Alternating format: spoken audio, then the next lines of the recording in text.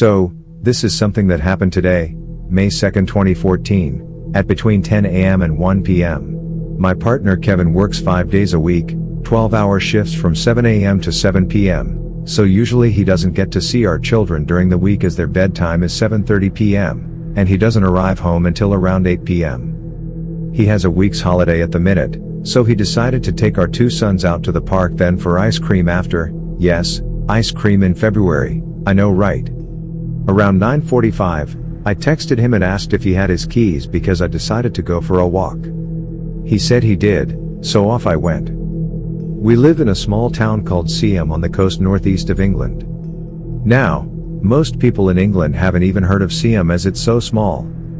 So as a general indication of where it is, it's on the outskirts of Sunderland. Before Maggie Thatcher became Prime Minister, Seaham was a thriving mining town. Back in the 1800s, a serial killer named Mary Ann Cotton had lived here for a while.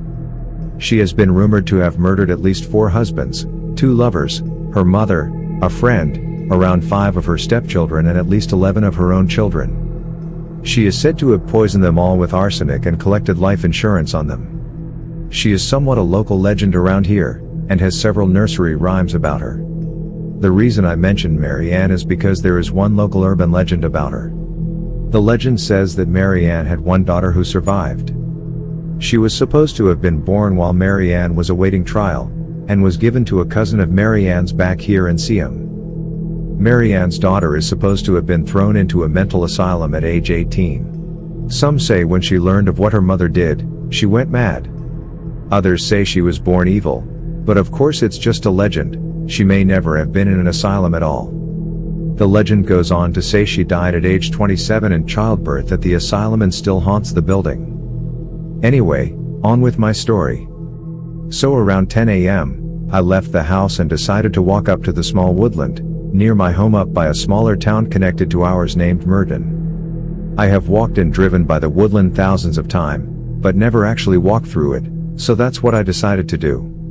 I walked maybe a mile and a half through the trees, and came out at the edge of a farmer's field.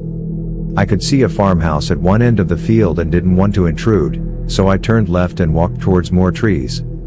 As I got closer to the trees, I could see a sign, so I walked up to it, and as I got around the corner, there was a building around quarter a mile behind the sign. I realized I'd found the old hospital.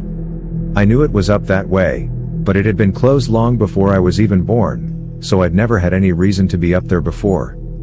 I am a very curious person. Honestly, if I was in a horror movie, I'd be the first to die because I'm the one who investigates the strange noises instead of locking doors and calling police.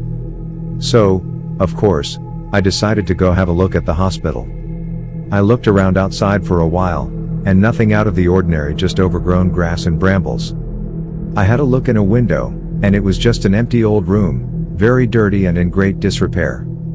I carried on looking around for maybe 10 to 15 minutes, even tried a door to see if I could get inside, but it was locked, so I decided to leave. I was halfway down the road towards the sign when I had a curious feeling that I should look back. I turned back and found my eyes drawn to an upstairs window when, just for a second, I saw a shadow cross the window. At first, I thought maybe a bird was in there, and I had just seen a shadow of it flapping about the room. I started to look at the other upstairs windows and they all just looked dark, and a couple are boarded over. I couldn't see anything, so I was just about to continue my journey home when I looked back to the first window, and I saw a young woman with her hand on the window looking down at me. I immediately felt a great sense of sadness when I saw her, and after a few minutes she disappeared. I walked back down towards the trees wondering if I'd imagined seeing her, or even if it was a trick of my mind or something, but I still had a really sad feeling. As I walked out of the trees back at the farmer's field, I saw a man walking his dog. He could see I was distressed, so he asked if I was okay. I said, "Yes, I'm fine. I just thought I saw something odd up by the hospital." He immediately said, "Oh, you saw the gray lady?" I was a little stunned to what he said, but I continued to listen as he told me that him and his family had lived in the farmhouse for generations, and that his grandmother and some great-aunts had worked as nurses and cleaners at the hospital before it had shut down. Before I could tell him where I'd seen her, he told me he often saw her in an upstairs window, or in the old hospital garden, and sometimes from his house saw her wandering around by the edge of his field. He then told me a story. His gran had told him about a young girl whose aunt sent her there because she thought she was mad. Before she was sent off to an asylum, apparently his gran, who was a nurse, had taken a liking to the girl and sort of acted like a mother figure to her while she was there. A few years after she was sent to the asylum, she died, and his gran said she had started to see the girl's ghost in her old room and other various places.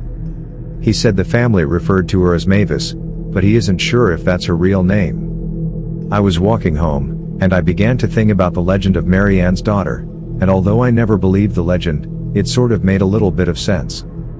I told my partner Kevin about what I'd seen, but he, being a skeptic, said it could have been anything I'd seen, trick of the light, or an old curtain that had blown in a draft or something. I suppose he could be right, but I believed my eyes, and I saw a woman. I feel very privileged to have been able to see Mavis, and although I felt great sadness, I didn't feel threatened. It felt more like a feeling of loneliness and a sense of being lost. I intend to go back up to see her as often as I can. Maybe I will be lucky enough to see her again. Thanks for listening to iSpooks. Subscribe to iSpooks channel, hit the like button if you enjoyed the story, and turn on the notification bell for more spooky stories to come.